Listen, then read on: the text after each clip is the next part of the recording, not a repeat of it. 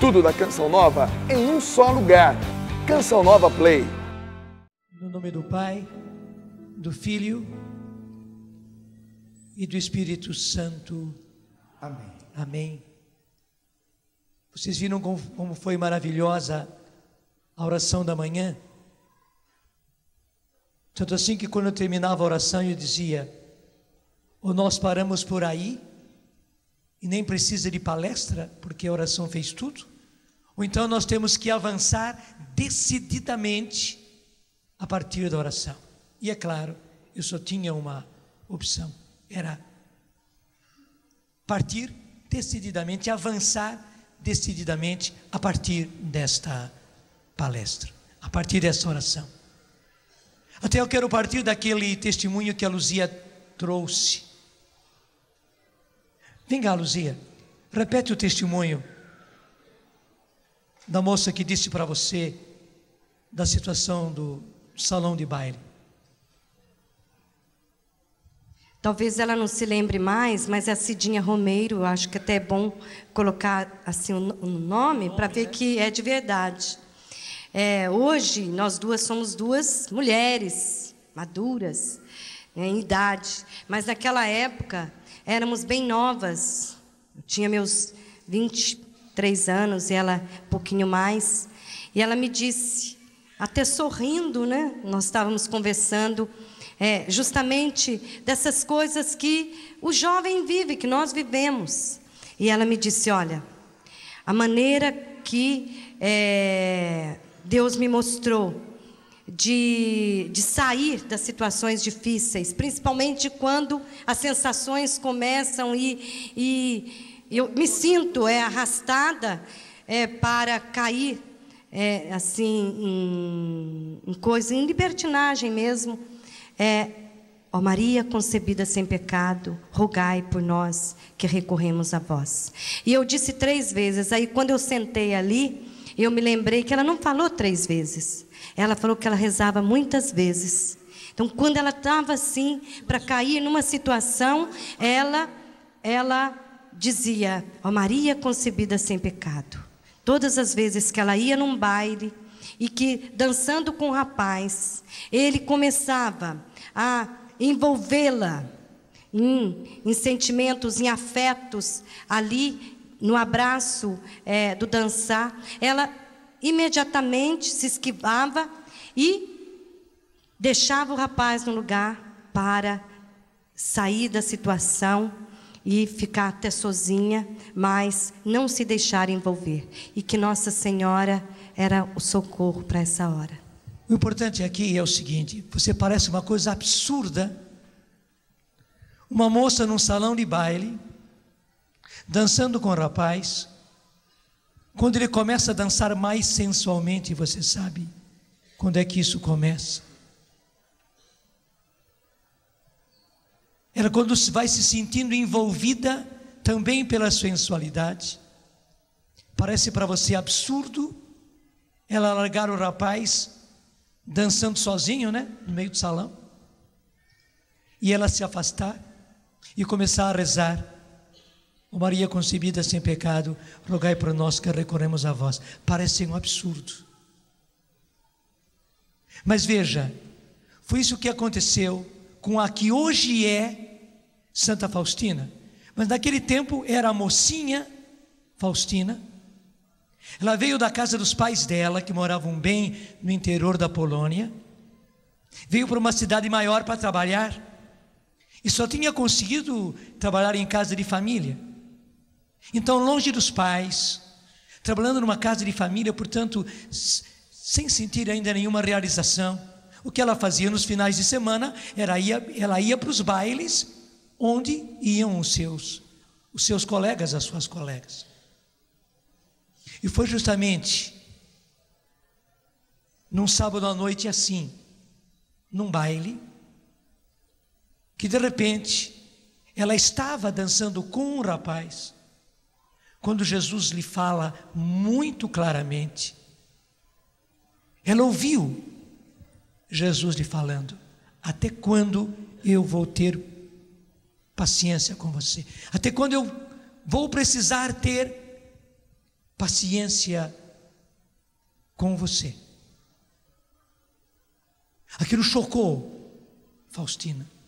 Ela entendeu bem aquilo que Jesus estava dizendo para ela. Até quando eu vou ter que ter paciência com você?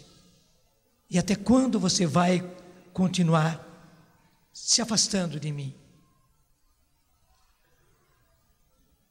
Ela saiu não só dos braços daquele rapaz, mas saiu também do salão.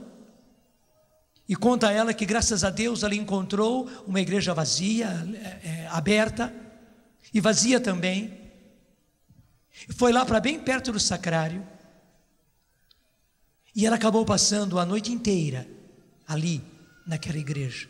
Ela até conta que, a um certo momento, ela se pôs deitada no chão, diante do Santíssimo Sacramento. E foi naquela noite que Jesus disse a ela simplesmente isso: que imediatamente ela fosse para uma outra cidade, maior ainda, e que lá ela entrasse para um convento. Depois ela conta, ela parecia uma menina louca, porque pegou as coisas dela, tomou o trem na manhã seguinte e foi para outra cidade. Não conhecia em nada a outra cidade grande, não conhecia convento nenhum. E foi andando de igreja em igreja, de convento em convento, para ver onde é que Jesus a queria. E tudo começou a partir daí. Ela tornou-se depois, a Santa Faustina, a grande divulgadora da Divina Misericórdia, a divulgadora desse texto da misericórdia que nós rezamos sempre. Até Jesus a chamou de a sua secretária, porque foi ela que foi tomando nota e escrevendo o que se chamou depois o Diário de Santa Faustina, onde Jesus confidenciou para ela coisas maravilhosas. E são os tempos que nós estamos vivendo, os tempos da misericórdia.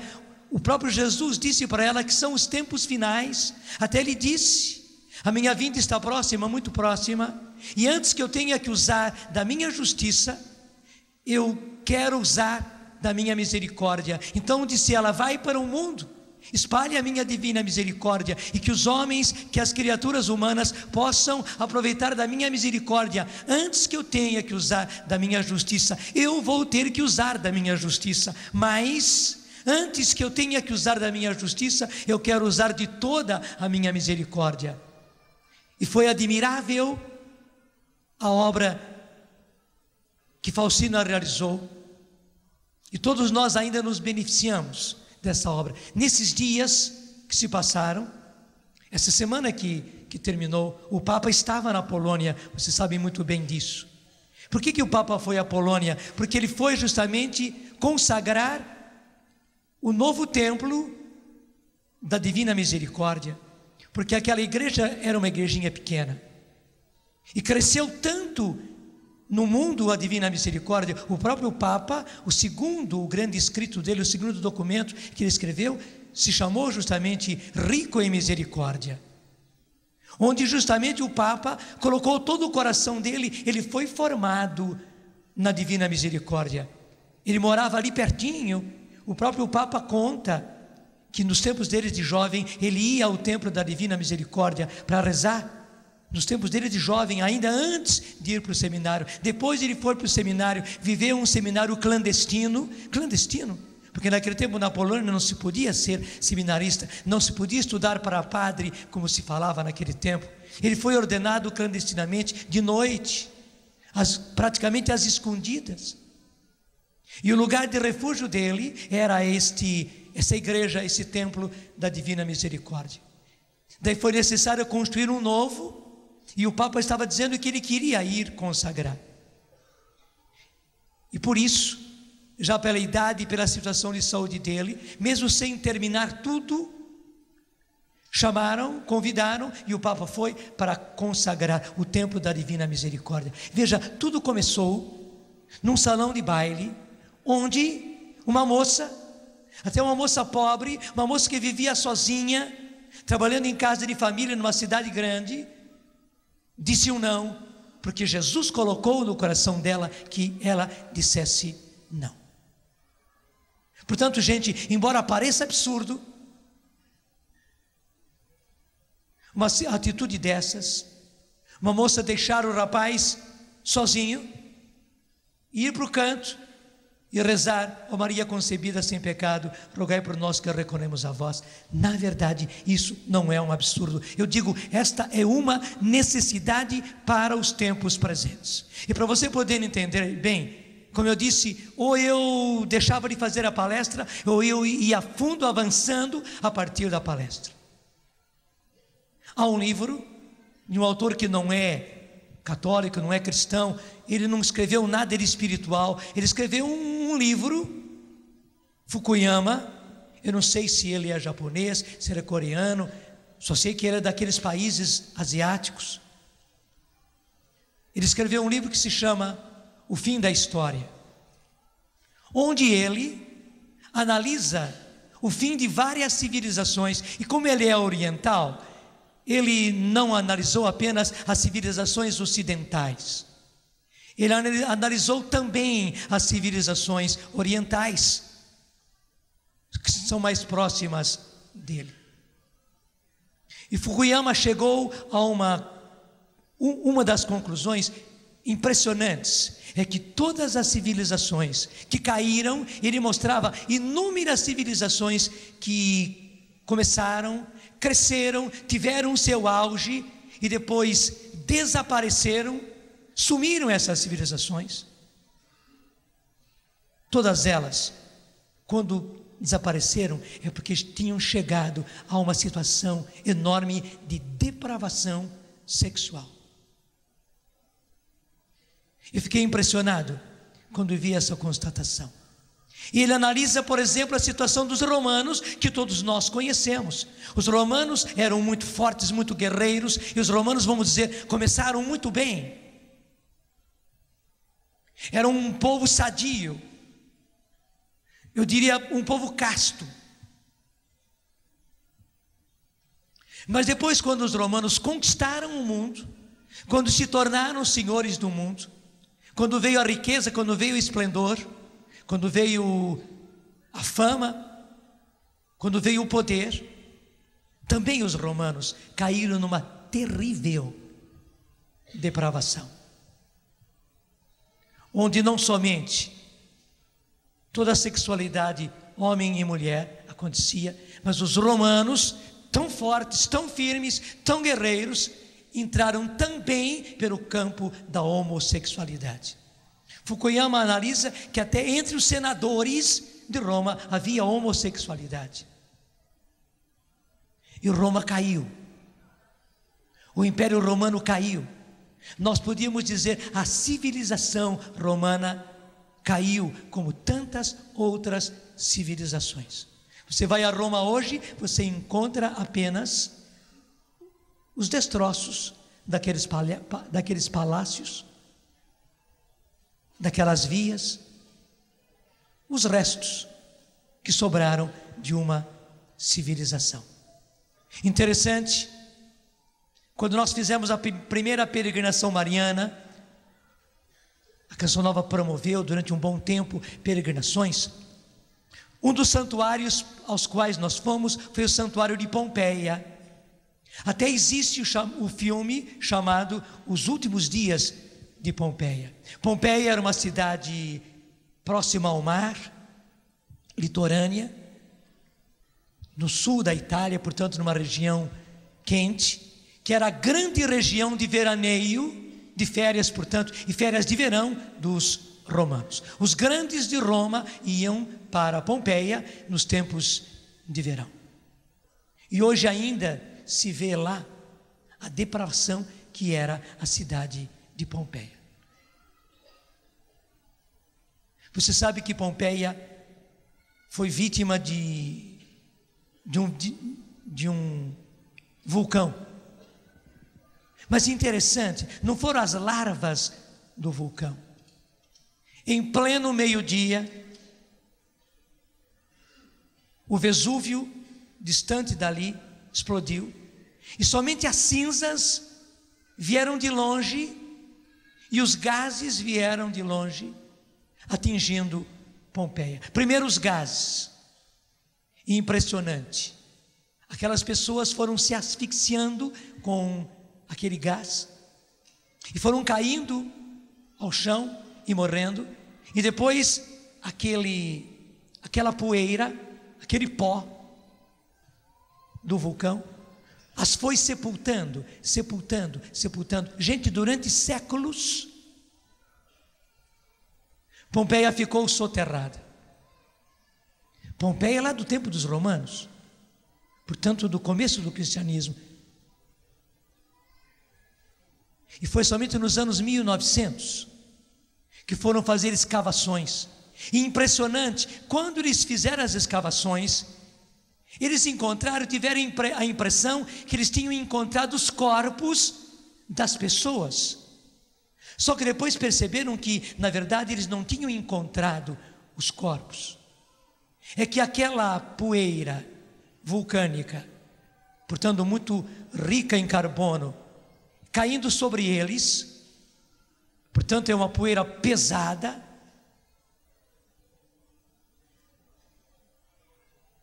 e aquele corpo se decompôs e fez a forma da pessoa. É impressionante isso, fez a forma da pessoa que ficou ali dentro. Até eles fizeram o seguinte, nas primeiras vezes, eles não sabiam disso, então acabavam estragando aquela forma, mas daí para frente, quando eles encontravam os vestígios de uma pessoa que tinha ficado sepultada ali, eles injetavam ali dentro gesso, depois cortavam com muito cuidado aquela camada de poeira que tinha caído, que tinha ficado muito sólida, era quase pedra, abria dos dois lados, como se fosse uma forma, encontrava o negativo da pessoa naquela forma, mas encontrava então o positivo no gesso, e hoje se conserva em Pompeia como que a imagem de pessoas, de mães, por exemplo, em movimento, correndo com seus filhos, carregando seus filhos, puxando seus filhos, com o filho no colo. Tem mãe dando de mamar, e que morreu asfixiada ali. Tem mãe pondo a mão na boca e do nariz da criança, porque a mãe está se asfixiando por aqueles gases, e na tentativa de a criança não se asfixiar, a mãe então põe a mão sobre o nariz, prendendo o nariz e a mão na boca da criança, numa tentativa inútil de preservar a criança. É terrível. Você nota no semblante das pessoas o terror. Veja, de uma cidade linda, de uma cidade rica, de uma cidade de grande veraneio dos romanos, onde você vê também, naqueles palácios, nas termas que equivale hoje, como é que a gente chama isso? Nas saunas, né? Que equivale às nossas saunas de hoje. Veja, naquele tempo, o tempo dos romanos, eles faziam sauna, claro, com grandes caldeiras, mas depois com tubulação que trazia aquele vapor para salas todas feitas de mármore. As saunas daquele tempo eram feitas de mármore, mas ao mesmo tempo, hoje, quando a gente visita lá, a gente vê ainda os vestígios da grande depravação que havia, inclusive do homossexualismo aviltante que acontecia naquela cidade. E a gente vê, aquela cidade foi sepultada, foi pega de improviso, de uma hora para outra, sem que ninguém esperasse. Gente, era pleno meio-dia, onde todos foram surpreendidos. Ninguém esperava que o vulcão estourasse, e ninguém imaginava que as larvas não chegariam lá, mas o gás chegou, mas a poeira chegou e matou aquelas pessoas e sepultou aquelas pessoas. Veja, desde os tempos dos romanos até os anos 1900, foi ali a partir dos anos 1930 que começaram a escavar. Portanto, 1900 anos, essa cidade foi sepultada por causa da sua depravação.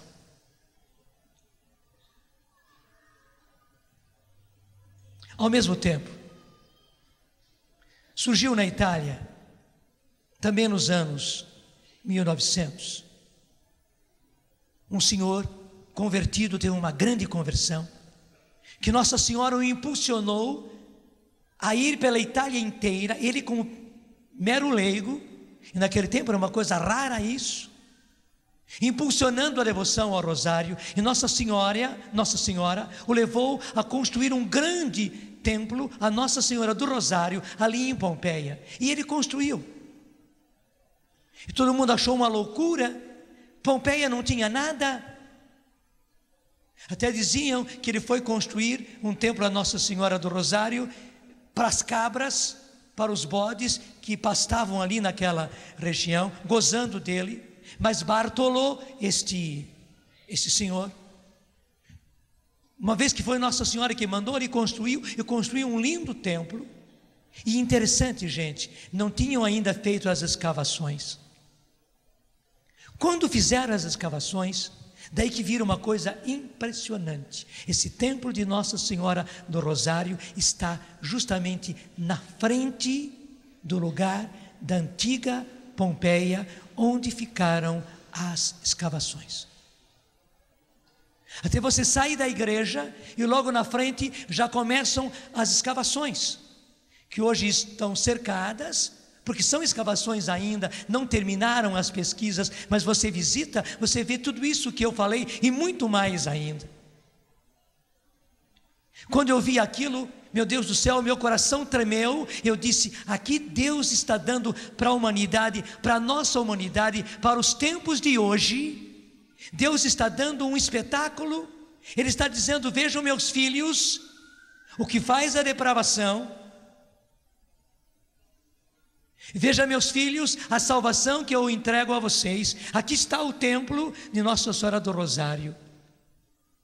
É ela dizendo aos filhos que obedeçam, que deixem essa vida de depravação, que venham para Deus, que venham para a igreja, que venham para ela, que venham para a castidade, que venham para a pureza, antes que seja tarde. É Deus mesmo dizendo, o que vocês querem? Vocês querem seguir as palavras da mãe? Vocês querem seguir as ordens da mãe? Ou vocês querem que aconteça com a civilização de vocês, o que aconteceu com a civilização romana, cujas escavações estão aí, essa cidade linda, a cidade de Pompeia, a cidade da depravação, naqueles tempos dos romanos, mas sepultada ali.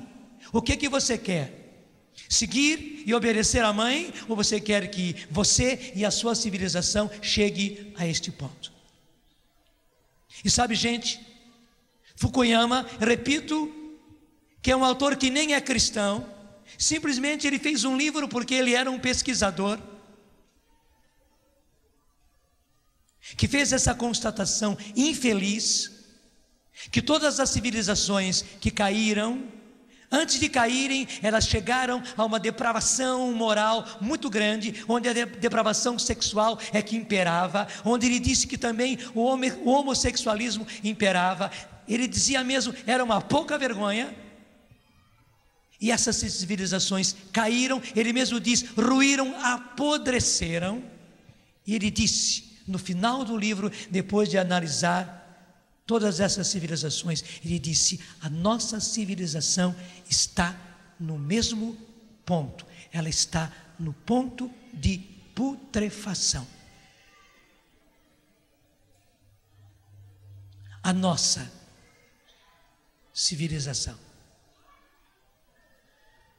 Por isso, gente, além da palavra de Deus, além do anúncio de Nossa Senhora, tão claro naquela cidade de Pompeia, também por causa de um homem leigo, por causa da palavra de um pesquisador, é preciso que nós criemos juízo e que nós pulemos logo depressa desse mundo depravado e malicioso, que já está às bordas, que já está ali às portas da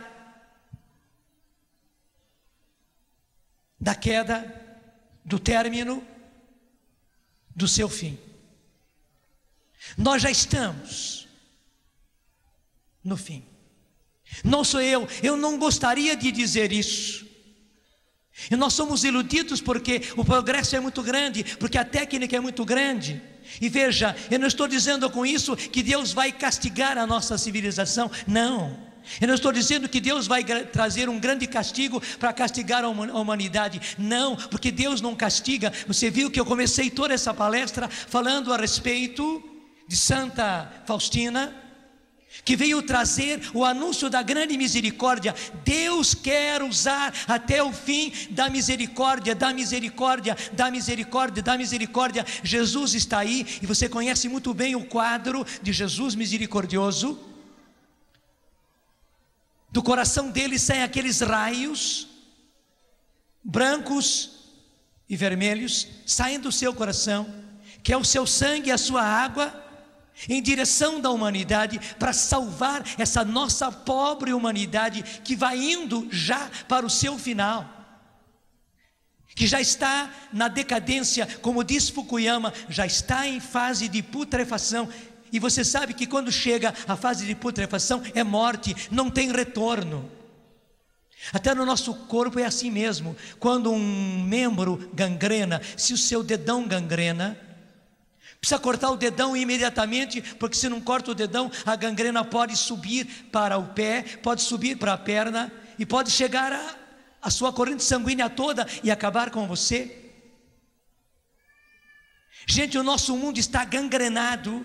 E quando a gangrena atinge, a gangrena já é morte, não há retorno, humanamente não há retorno. Mas o Senhor está nos dando a grande chance e dizendo: pulem fora, pulem o mais depressa possível para fora desse mundo malicioso e depravado, dessa sociedade maliciosa e depravada, que vai indo já para o seu final. Pulem fora e venham para mim, voltem para mim e aceitem como opção fundamental, clara, consciente e renovada, quer dizer que se renove sempre, da castidade, porque ele diz: meus filhos, todas as civilizações caíram porque chegaram à depravação sexual, também a civilização romana e a civilização de vocês já chegou a este ponto, então pulem fora. Se você está justamente num carro em chamas, pule fora depressa desse carro que está em chamas. Você não pode ficar dentro de um carro, você não pode ficar dentro de um veículo que está em chamas. Pule fora, pule depressa e não fique mais nenhum momento aí dentro. É isso que o Senhor está gritando para nós. E optem, façam a opção consciente e renovada de castidade, porque esse é o remédio, esse é o antiveneno para você e para muitos, para essa civilização maliciosa e depravada que já está indo para a sua decadência.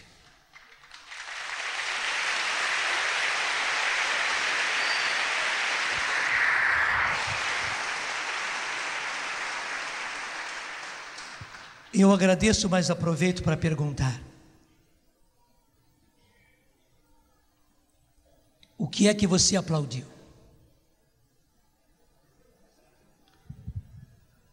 O que é que você aplaudiu? Você aplaudiu a sua opção, que já está acontecendo? Parabéns, é isso mesmo. Então é para aplaudir mesmo.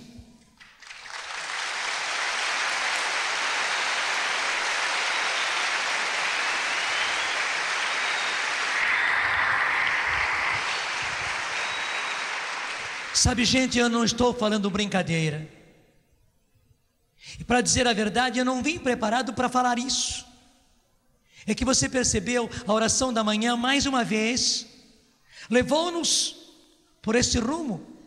Como eu disse no começo da palestra, eu disse: ou a gente não faz mais palestra hoje, a oração já foi suficiente, e foi. Ou eu tenho que ir firme, tenho que me lançar fundo a partir da oração.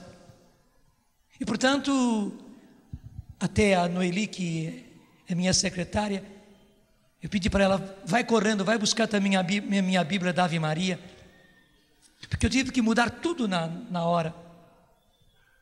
E aliás, somente mandei buscar a Bíblia da Ave Maria, porque é o sapato velho, né? De há muito tempo, então aqui está tudo anotado de bastante tempo e tal. Aliás, A única marcação que eu fiz, acabei de desmarcar. Na hora que eu fiz isso aqui, escapou a fitinha. Depois eu procuro do livro de Tobias. Nem sei se eu vou ainda falar sobre o livro de Tobias, vou sim. Mas para dizer a você, hoje o Senhor está colocando diante de nós todos, de mim, de você e de todas as pessoas de boa vontade, de todas as pessoas que têm olhos abertos para a realidade. Meu filho, minha filha, pule depressa para fora desse mundo malicioso e depravado, antes que seja tarde. Quer ver uma civilização antiquíssima que terminou assim? Venha comigo na Bíblia.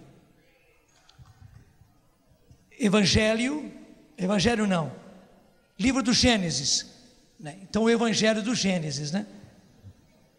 O primeiro Evangelho, que aliás chamam realmente de proto-evangelho. Gênesis é o primeiro livro da Bíblia, capítulo 19. Gênesis, capítulo 19.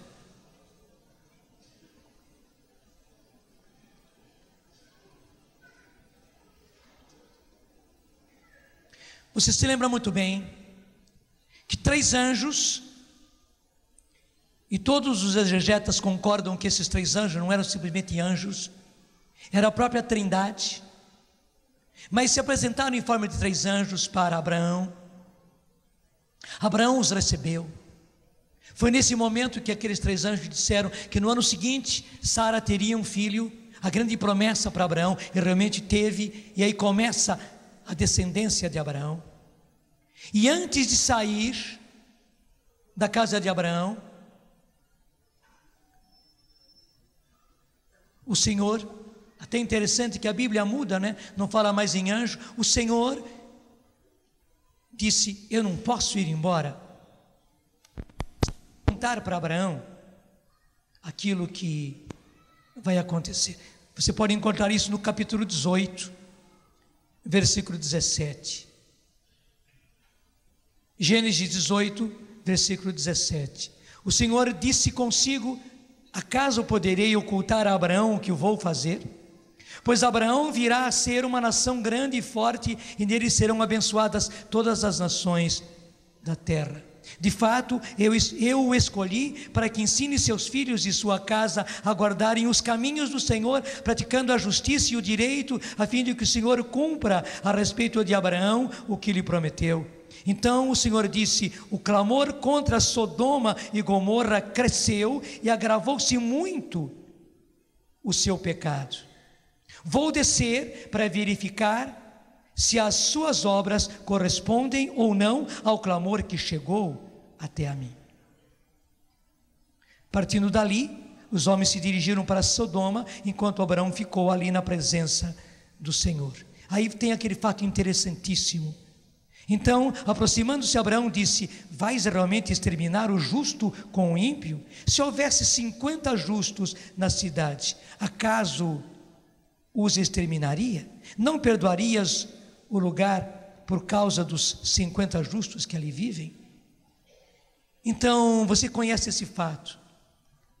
Abraão diz: se houver 50 justos lá, Senhor, o Senhor vai acabar com Sodoma e Gomorra? E o Senhor diz: não, se houver 50 justos, eu não vou acabar com Sodoma e Gomorra. Por causa dos 50 justos eu vou perdoar. Daí Abraão disse: mas Senhor, por causa de 5 o Senhor vai castigar? Portanto, se houver 45 justos, só por causa de 5 o Senhor vai castigar? Não, tudo bem, Abraão, se houver 45 eu perdoo. E Abraão vai baixando a conta, né? Bom, Senhor, por 5 também o Senhor vai acabar com a cidade. Portanto, se houver 40 justos, o Senhor vai, e vai abaixando, e chega a 10. E na verdade, ele constata que não há 10 justos na cidade. Por isso aqueles 3 anjos, que nós também sabemos é a Trindade, foi para Sodoma e Gomorra, e foi para a casa de Lot, porque daí então Abraão pediu: Senhor, salva pelo menos Lote, meu sobrinho, e a sua família. E Deus promete a ele: sim, eu vou e vou salvar Lote. É assim que começa o capítulo 19. De tarde, os 2 anjos chegaram a Sodoma. Ló estava sentado à porta da cidade. Ao vê-los, Ló se levantou, saiu-lhes ao encontro e prostrou-se com o rosto em terra e disse: meus senhores, rogo-vos que venhais à casa do vosso servo para lavardes os pés e pernoitardes. Amanhã cedo, ao despertar, seguireis vosso caminho. Mas eles responderam: não, nós vamos passar a noite na praça. Ló insistiu muito com eles, de modo que foram com ele para casa, onde lhes preparou um jantar e alguns pães, e eles comeram. Ainda não foram dormir quando os homens da cidade, os habitantes de Sodoma, cercaram a casa. Moços e velhos, veja bem, moços e velhos, vou repetir toda essa frase. Versículo 5. Aliás, versículo 3. Ainda não foram dormir quando os homens da cidade, os habitantes de Sodoma, cercaram a casa. Moços e velhos vieram todos sem exceção. Chamaram Lote e lhe disseram... Eu perdi a linha aqui. Sei, é que alguém chamou padre, aí eu perdi a... eu sei. Vai devagar. Tem alguma coisa especial que eu fiz de errado? Não, tá bom. Não, é que me chamaram padre, e eu me perdi. Tudo bem, deixa eu tentar encontrar a linha de novo. Versículo 5. Versículo 4. Ainda não foram dormir quando os homens da cidade, os habitantes de Sodoma, cercaram a casa. Moços e velhos vieram sem exceção.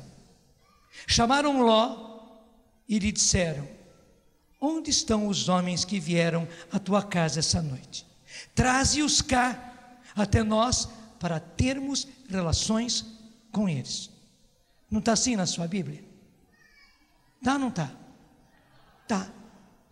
E veja, por que a Bíblia, gente, um livro sagrado como esse, traz um fato tão nojento como esse? Porque foi a realidade de Sodoma e de Gomorra. Veja, apareceram aqueles 3, porque eles apareceram na forma de jovens. 3 jovens lindos, claro, eram 3 anjos. Na verdade, os exegetas veem aí, não apenas 3 anjos, mas a própria Trindade. Ficaram sabendo, as vozes correram na cidade. E porque as vozes correram na cidade, vieram para a casa de Lote, moços, jovens e velhos. Também os velhinhos depravados estavam lá, cercando a casa e forçando a situação, e dizendo claramente para Lote: traze-os cá até nós para termos relações com eles. É o que a Bíblia está dizendo. Ló saiu à porta, fechou atrás de si e lhes disse: por favor, meus irmãos, não façais semelhante maldade. Vede, tenho 2 filhas, ainda virgens, vou trazê-las para fora, podeis fazer com elas o que bem entenderes, mas não façais a estes homens, pois vieram acolher-se sob o meu teto. Viram o desespero desse pai? Ló está disposto a até pegar as 2 filhas deles, virgens ainda, e entregar para aquela população, no desespero,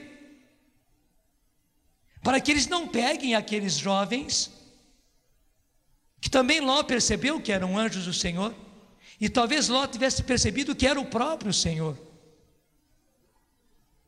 Veja o que ele faz no desespero. Versículo 8. Eu vou ler de novo. Vede, eu tenho 2 filhas, ainda virgens, vou trazê-las para fora, podeis fazer com elas o que bem entenderdes, mas nada façais a estes homens, pois vieram acolher-se sob o meu teto. Eles lhe disseram: fora daqui, esse indivíduo veio como migrante, como imigrante, e pretende ser juiz. Pois bem, vamos te fazer algo pior do que a eles. Avançaram violentamente sobre Ló e já estavam para arrombar a porta, mas os hóspedes intervieram, puxaram Ló para dentro da casa e fecharam a porta. Feriram de cegueira os homens que estavam fora, desde o menor até o maior, de modo que não podiam mais encontrar a porta.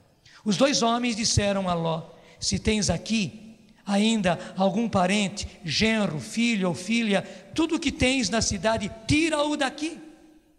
Tudo que tens na cidade, tira-o daqui. Vamos destruir esse lugar, pois grande é o clamor contra ele diante do Senhor. Ele nos enviou para destruir a cidade.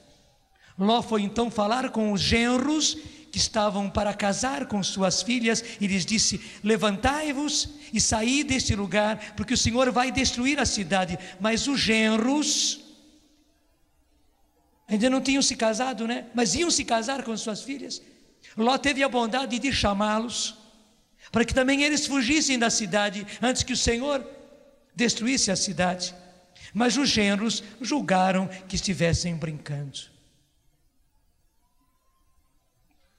Eu não vou ler, vou apenas contar. Daí Ló sai da cidade. Quando eles estão já a uma certa distância, o Senhor então manda fogo do céu sobre a cidade, você sabe. E se você quer saber a realidade, é só você ter a graça de ir à Terra Santa e chegar ao Mar Morto. Gente, realmente o Mar Morto é Mar Morto, porque lá a água tem tantos sais que nenhuma vida é possível. Cientificamente não é possível nenhum tipo de vida no Mar Morto. E todos são concordes que o lugar ocupado hoje pelo Mar Morto é o lugar das antigas cidades de Sodoma e Gomorra. 2 civilizações avançadas, ricas, poderosas, que chegaram a uma depravação sexual como essa que vocês viram narrada aqui na Bíblia, e que desapareceu, e que hoje é morte para o mundo ver. Você pode ir à Terra Santa e ver o Mar Morto. Você pode ir à Itália, ao sul da Itália, e ver Pompeia. E nos 2 lugares, Deus está mostrando a nossa humanidade. Como disse Abraão, aliás, como disse aqueles 2 personagens, aqueles 2 anjos para Abraão: saia depressa, tire depressa todos os seus, e tire depressa todas as coisas. Tudo que você tem, tire da cidade, tire os seus da cidade. Veja, Ló vai até os genros que iam casar-se com as suas filhas, só que os genros pensavam que era brincadeirinha. Meu filho, minha filha, não pense que seja brincadeirinha aquilo que não eu, mas o Senhor está falando a nós. Saia imediatamente deste mundo, dessa sociedade maliciosa e depravada, como diz também a palavra de Deus, que já chegou, como disse Fukuyama, ao estado de depravação que corresponde à putrefação das grandes civilizações que caíram, que chegaram à decadência. A nossa civilização, saia o mais depressa possível. Mas você diz: como é que eu posso sair fora? Eu tenho que viver nesse mundo. Sim, você vai ter que viver nesse mundo, mas como sempre disse a Bíblia, você vai ser obrigado a viver nesse mundo, mas não sendo desse mundo.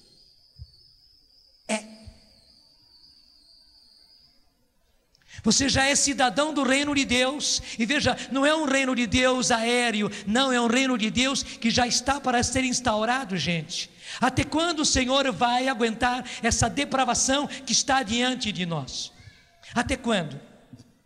O Senhor vai aguentar até que todos aqueles que Ele puder resgatar, que Ele conseguir resgatar, porque o Senhor quer resgatar a todos, só que para resgatar, Ele depende de nós, depende do nosso trabalho, depende de nós estarmos fora da lama, estarmos fora do barro, para nós então, fora do barro, fora do pecado, pegarmos os outros, tirarmos os outros do barro, porque aliás, para você poder tirar os outros do lamaçal, o único jeito, porque no pântano é assim, no lamaçal é assim, se você quer tirar alguém estando no lamaçal, quanto mais força você faz para tirar o outro, mais você afunda, e daqui a pouco afundam os dois.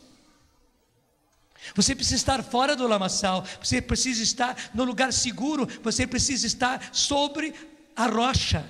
Daí sim, firmado na rocha, você pode estender as mãos, você pode fazer de tudo, você pode fazer loucuras, mas apoiado aqui fora do lamaçal. Daí você pode estender os braços, pode fazer do seu braço e das suas pernas como que cordas, para pegá-los lá e arrastá-los. Daí sim você pode arrastar, e é preciso fazer isso o mais depressa possível, ou nós queremos continuar sendo loucos como o restante da humanidade está louca. Ou você acha, como os genros de Lot, que isso é brincadeirinha?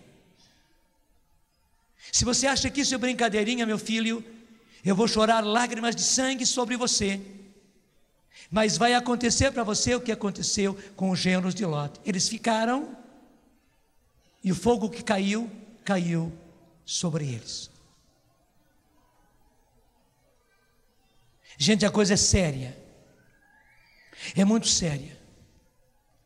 Eu não preciso narrar, a Luzia começou a narrar para vocês já na oração as barbaridades que o mundo tecnológico nosso hoje faz.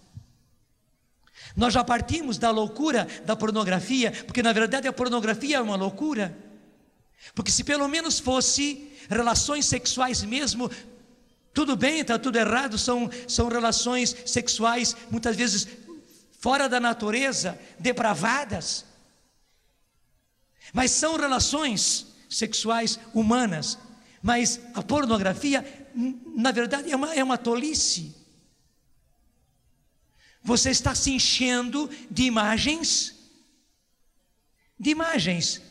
na verdade irreais. Você está se embriagando com imagens, vendo, porque hoje não é apenas revistas de mulher pelada, não, são revistas também para mulheres, feitas com homens, e homens fortes, musculudos, sexuados, etc.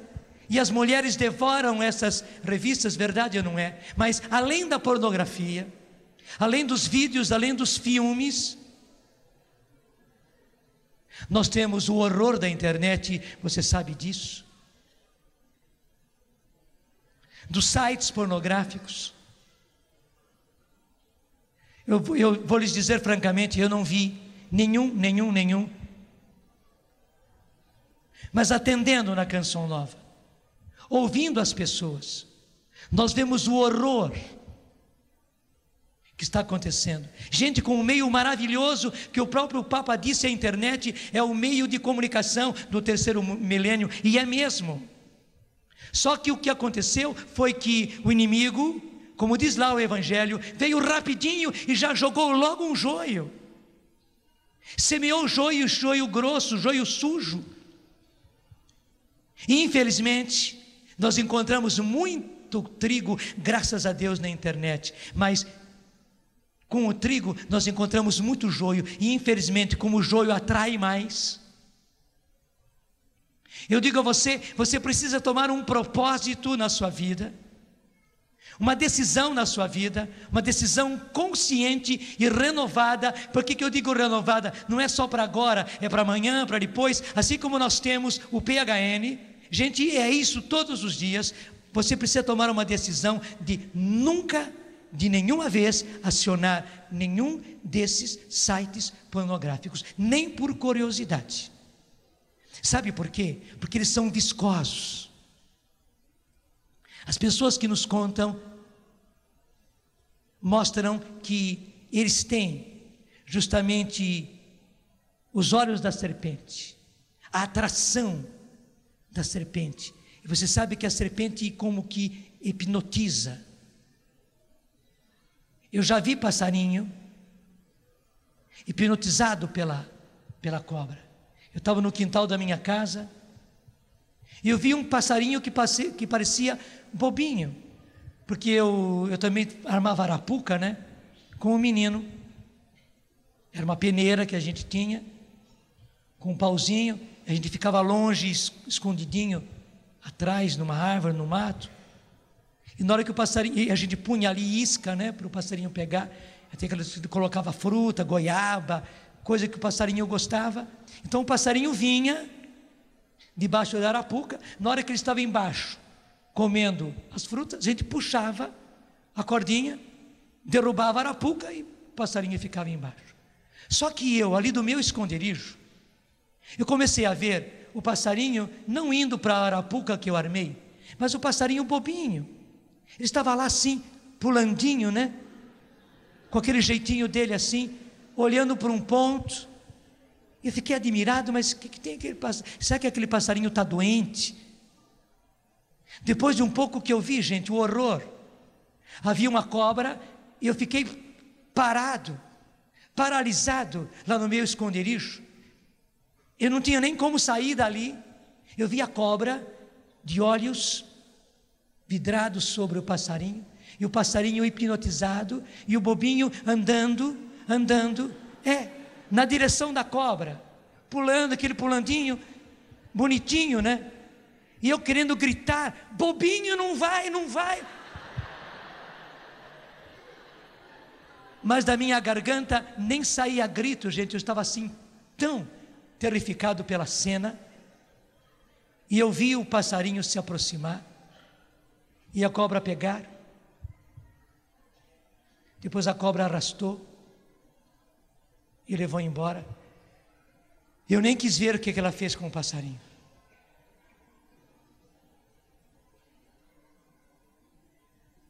Quanta gente vivendo isso, não é verdade? Esses sites pornográficos são iguaizinhos a esta cobra. Você abre por curiosidade, só para ver uma cena. E como as pessoas me disseram, elas vão ficando hipnotizadas. E vão sendo embriagadas por toda aquela devassidão que o site traz. Como pai, eu preciso dizer a você, se você entrou nessa de ser hipnotizado pelos tais namoros pela internet, que parecem inocentinhos, próprio para pessoas muito solitárias, pessoas que não encontraram o seu príncipe encantado, que não encontraram o seu amado, que não encontraram a sua querida. Até alguns podiam dizer que absurdo o padre está falando, né? As pessoas vão ter a chance de ser felizes encontrando pela internet e namorando pela internet. São pessoas assim muito tímidas, que não têm coragem de namorar diretamente, então fazem um namoro pela internet, depois é que vão se conhecer. Por que impedir essas pessoas de serem felizes? Só que se você for ver a percentagem dos que foram felizes, comparado com a percentagem daqueles que encontraram a própria desgraça, você vai tomar uma decisão de fugir imediatamente, de até mesmo brincar com esse negócio de namoro pela internet. Pior, já estava programado, pior, fuja como do próprio veneno mortífero da cobra de sexo pela internet. Como pai, eu preciso dizer isso a você. Você não imagina primeiro que loucura é esta. Gente, é realmente a geração depravada na qual você não pode entrar. Você precisa pular fora. A nossa civilização, com a sua tecnologia, veja, eu não nego, a internet é um avanço maravilhoso, ela tem toda a capacidade de ser um meio de comunicação maravilhoso no terceiro milênio, tem mesmo, e precisa ser. Somente que o inimigo foi rápido no gatilho, e ele já jogou todo o veneno dele, ele já jogou todo o joio dele, E trouxe essa depravação, gente, não tem outra palavra, depravação repelente, de fazer sexo pela internet. Meu Deus do céu, que loucura! Se é uma loucura o que está narrado em Gênesis 19, e você viu em que deu aquela civilização de Sodoma e Gomorra, meu Deus do céu, uma civilização que chega a sexo virtual, essa civilização é louca, é desvairada, e infelizmente nós caímos nessa. Você é filho de Deus, você é filha de Deus, não pode cair. Se você caiu, sai depressa, faz aquilo que os anjos disseram para Lot, sai depressa e tira todos os seus o mais depressa possível, e não seja você um daqueles genros de Abraão que pensam que a coisa é brincadeira. Não é brincadeira, gente. Eu citei para vocês Fukuyama, um autor leigo, totalmente leigo, apenas pesquisador, que quis pesquisar. Ele quis, porque todo pesquisador assim, ele fez uma hipótese, por que caíram grandes civilizações, e foi ver. Ele viu uma ascensão nas civilizações, mas ele viu uma rápida decadência. Ele viu quando essas civilizações chegaram ao auge, a uma queda. Até ele faz o gráfico, civilização por civilização, que vai subindo. Quando chega o auge, a linha é praticamente reta, e algumas é linha reta. Não pense que com a nossa civilização vai ser diferente. Gente, estamos diante de um fato científico. Ele tem civilizações e gráficos feitos. A nossa civilização não vai escapar. Os que vão escapar, e a Bíblia nos mostra bem, são aqueles que pularem rápido, porque a nossa civilização chegou à loucura. Gente, nós vivemos hoje uma loucura pior do que a loucura do nazismo, porque lá era a loucura do poder, a loucura da raça pura. Nós não, nós vivemos a loucura da depravação, a loucura do sexo, que é loucura mesmo. Portanto, não tem outra, ou você pula logo fora, e você faz a opção consciente e renovada pela castidade, que é o antivírus, que é um antiveneno contra esse veneno mortal, contra esse vírus mortal, que é a castidade. Ou você vai participar também dessa civilização que já está às portas da degradação. Agora deixa eu dizer para você, numa bem positiva, graças a Deus, a virtude da castidade, ela é uma virtude. E aí eu quero citar para você aquilo que eu falei que eu iria citar, o livro de Tobias. Vai comigo.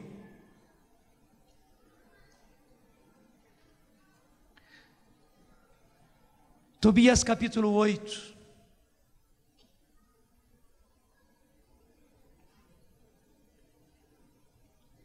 Algumas Bíblias têm traduções diferentes, mas não faz mal.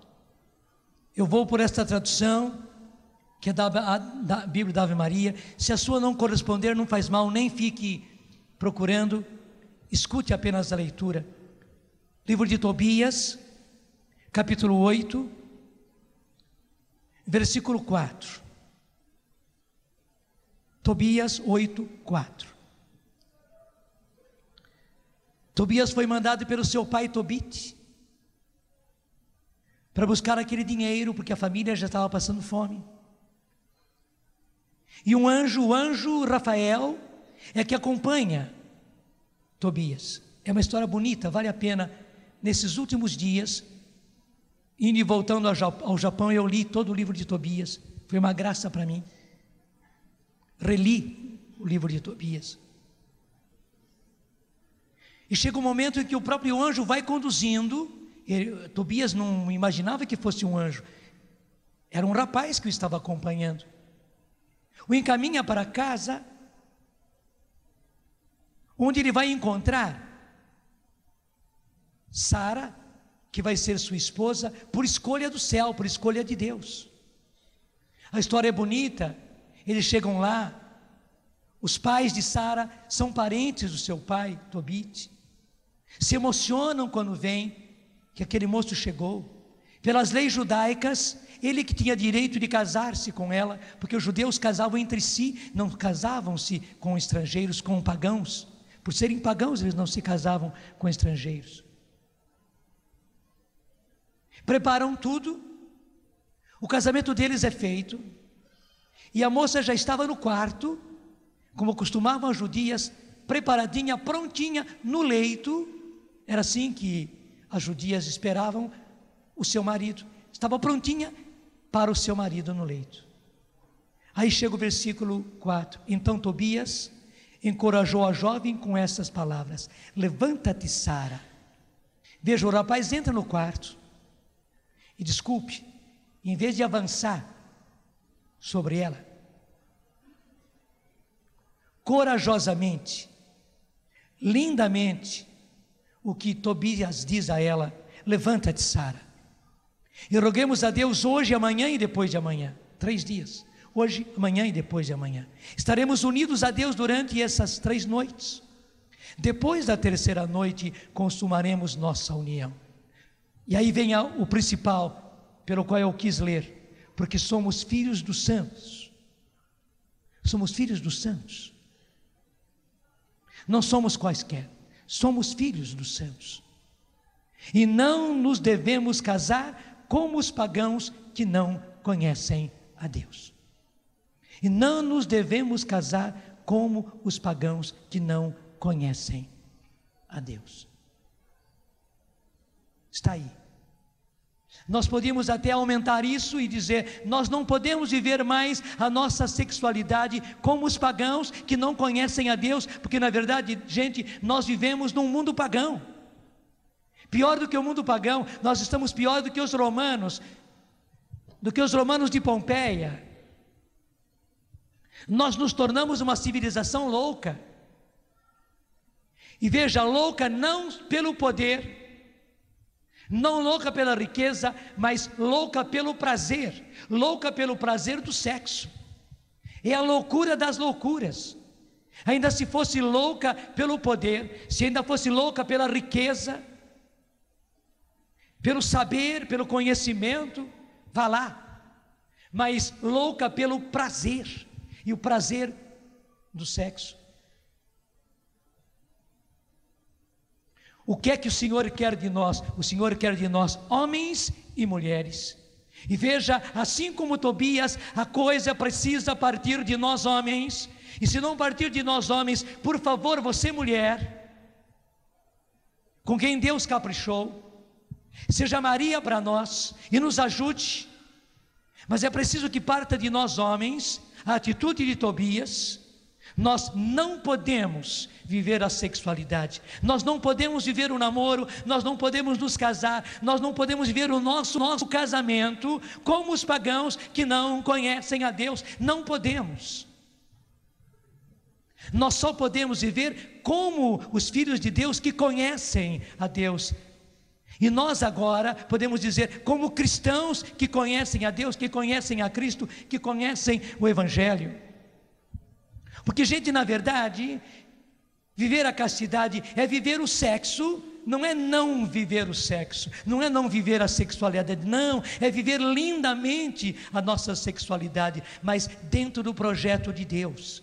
Deus não está mandando ninguém castrar-se, não. Deus não está mandando ninguém castrar-se. Deus não está mandando todo mundo ir para os conventos. Deus não está mandando todo mundo ser celibatário, não. Deus está dizendo que nós vivamos lindamente a nossa sexualidade dentro dos propósitos de Deus, que é lindo, gente, que não é essa loucura que o mundo está nos ensinando, ao ponto de chegarmos a sexo virtual. Loucura das loucuras. Loucura das loucuras. Onde os próprios psiquiatras, psicólogos e sexólogos disseram: está causando uma neurose sexual E disseram mesmo, veja, os próprios sexólogos tiveram que dar a mão à palmatória e dizer que hoje eles não estão vivendo para ajudar as pessoas que não conseguem ter boas relações sexuais, eles estão aí vivendo para tentar curar um pouco as pessoas que foram vítimas de neurose sexual.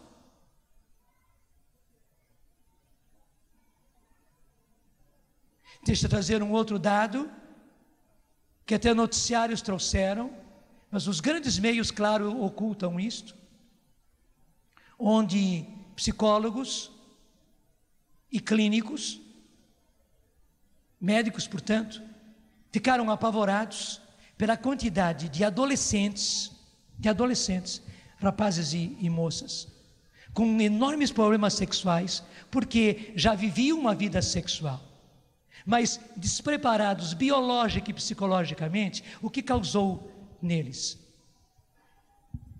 Nas moças, causou frigidez. Mas não pense que frigidez seja apenas serem frias no sexo. Não. Vou falar as coisas claras. Até é uma contração vaginal que faz com que essas moças não consigam nada mesmo e vivem até mesmo uma contração. Mas por que elas vivem isso? E que nem psicólogo nem médico consegue corrigir?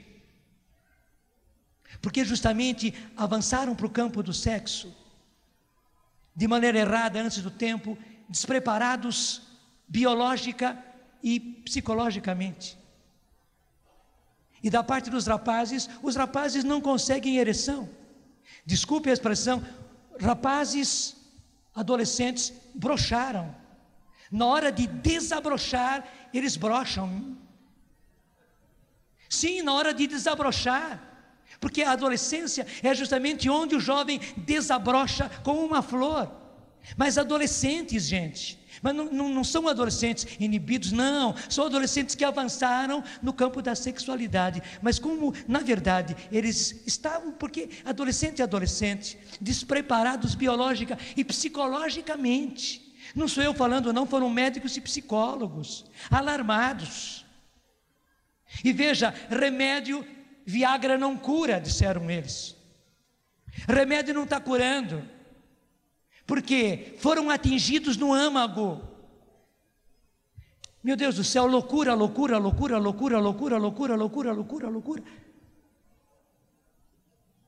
Diante de tanta loucura, Deus está dizendo: seja como Sara e como Tobias.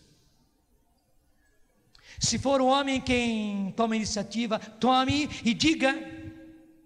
Nós não podemos viver a nossa sexualidade, nós não podemos casar e nós não podemos viver o nosso casamento. Nós que somos casados não podemos viver como os pagãos que não conhecem a Deus. Nós temos que viver como filhos de santos, como filhos de Deus, que conhecem a Deus e que sabem como é a sexualidade normal, natural, linda como Deus criou, exuberante como Deus criou. Gente, a sexualidade que Deus criou é exuberante, não é essa das meninas coitadinhas adolescentes, mas já com frigidez, e os meninos que não conseguem ereção. É justamente o oposto.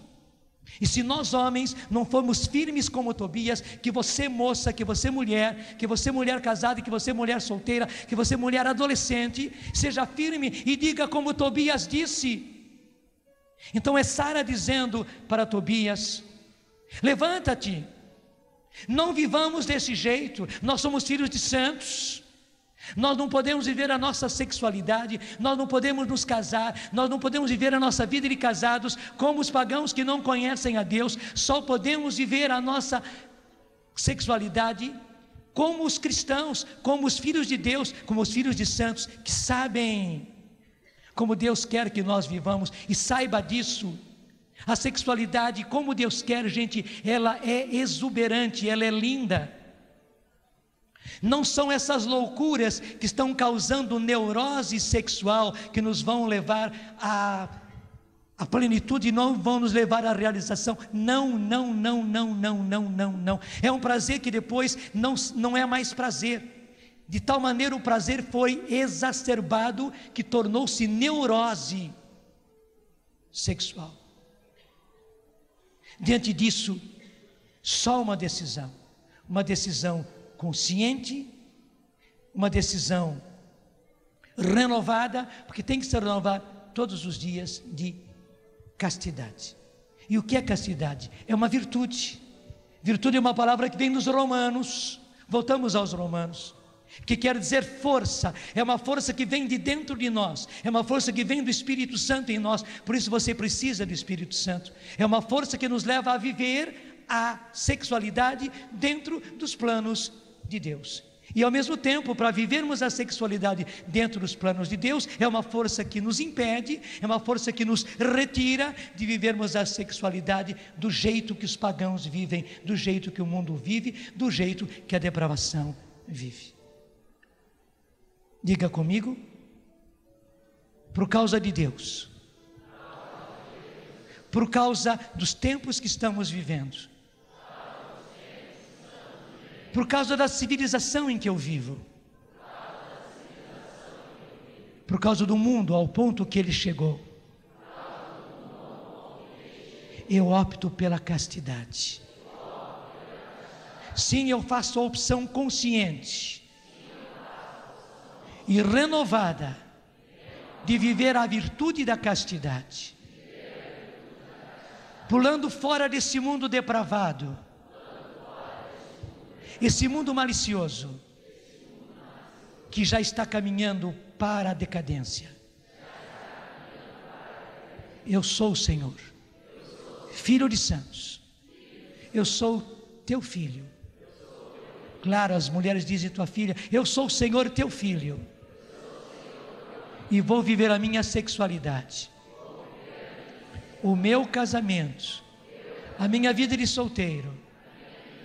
Vou viver como filho de Deus, e não como os pagãos que não conhecem a Deus, mas como cristãos que sabem o plano de Deus a respeito da minha sexualidade. Eu faço, Senhor, hoje, diante de Ti, esta opção consciente e daqui para frente renovada, de viver a virtude da castidade. No nome do Pai, do Filho e do Espírito Santo. Amém. Tudo da Canção Nova em um só lugar. Canção Nova Play.